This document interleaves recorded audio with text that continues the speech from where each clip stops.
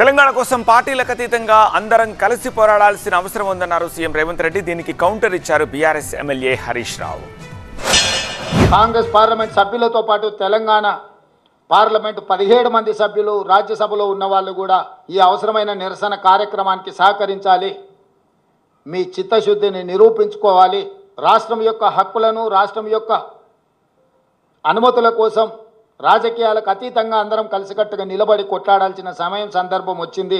కాబట్టి ఈరోజు తెలంగాణ రాష్ట్రానికి బడ్జెట్లో తీరని అన్యాయం జరిగింది. ఫస్ట్ నీ 8 మంది ఎంపీలను అక్కడ కూర్చోబెట్టు పార్లమెంట్లో. మీరు రాహుల్ గాంధీని మాట్లాడమని తెలంగాణకు పైసలు ఎందుకు ఇవ్వలేదో రాహుల్ గాంధీని అడుగుమని పార్లమెంట్లో. ఎందుకు మాట్లాడారు రాహుల్ గాంధీ? రాహుల్ గాంధీ తెలంగాణకు ఎట్లా అన్యాయం చేసినామని శాసనసభలో పార్లమెంట్లో రాహుల్ గాంధీని అడుగుమని ఫస్ట్. మీ రాహుల్ గాంధీని నీ 8 మంది రాష్ట్రం నుంచి గెలిచిన కాంగ్రెస్ ఎంపీలపై పోడియంలో కూర్చోండి, ప్రధానమంత్రి కార్యాలయం ముందు ధర్నా చేయండి. నీ వైఫల్యం ఇది. You are totally failed. కనీసం రాష్ట్రానికి ఒక్క ప్రాజెక్టు కూడా తేవడంలో పూర్తిగా విఫలమైపోయినావు నువ్వు.